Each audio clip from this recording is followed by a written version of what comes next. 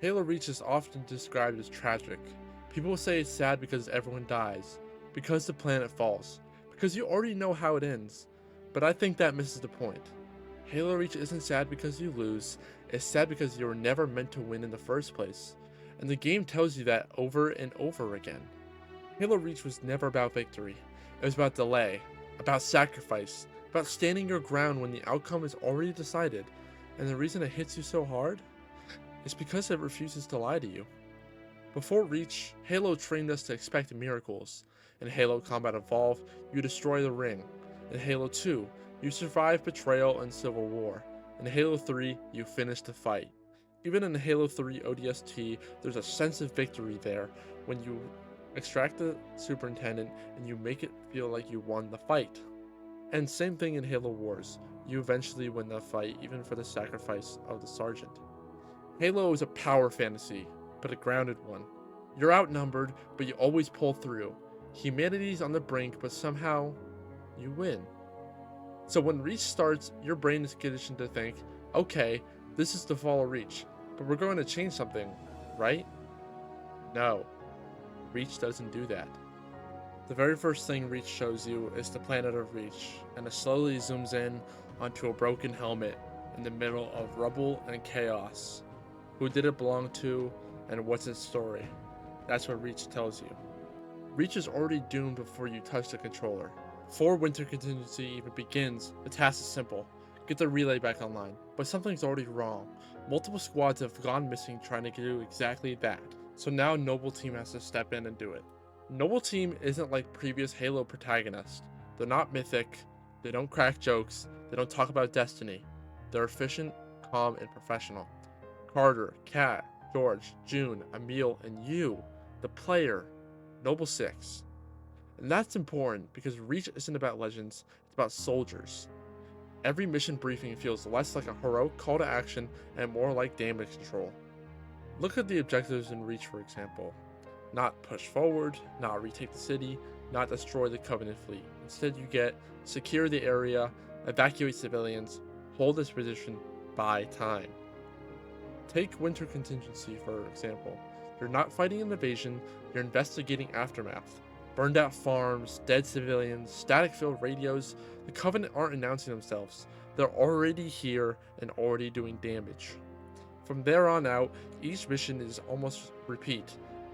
Make forward in a little bit of progress, get a little bit of hope, and then it gets stripped away. From your frigates being blown up in tip of the spear, to the reveal of the Covenant forces in Nightfall. It's all the same. You get that feeling of joy from the middle of the missions, where you feel like you're finally making progress, and then it all gets stripped away by the end of the missions. Then comes Long Nights of Solace. This is where Reach lies to you, just a little. You destroy a Covenant supercarrier, something humanity has never done before, and for a moment, it feels like you'll win. George believes it too. Tell him to make it count, he says. He stays behind, he sacrifices himself. The ship explodes, and then the sky fills with Covenant warships. Not one, not two, an armada. This cutscene really shows it the best.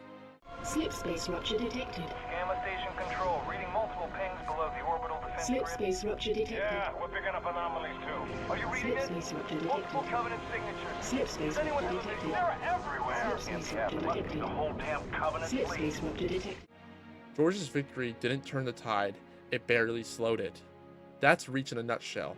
Sacrifice doesn't guarantee success, it only buys time. Halo Reach doesn't glorify death. Kat's death is instant. No heroic music, no final words. 1 second she's talking, the next she's gone. It's abrupt, because war is abrupt. Carter doesn't get a dramatic duel. He crashes the Pelican into a Scarab because there's no other option. I've got the math. That's not a victory line, that's a calculation. Emil dies holding a platform. Not saving the war, just keeping the path clear. Who's next? I'm ready! How about you? It's defiance, not hope. Here's something important. At no point in Halo Reach do you ever reverse the invasion. You delay it. You reroute it. You slow it down. But every time you succeed, the Covenant respond with something bigger. More ships, more troops, more glassing. The war doesn't escalate because you're winning, it escalates because you're surviving too long. Reach does something cruel and brilliant at the same time. It lets you believe. You keep thinking, if I just play better, if I just survive longer, but no matter how skilled you are, the outcome doesn't change, because Reach isn't testing your ability, it's testing your willingness to continue even when it's pointless. The final mission. No grand title, just heroic fanfare. Just objective, survive. That's it. No escape, no extraction, no miracle. The UI literally fades away. Your ammo disappears, your visor cracks, and the music? Ashes. It isn't triumph. It's mournful. You're not meant to win. You're meant to last.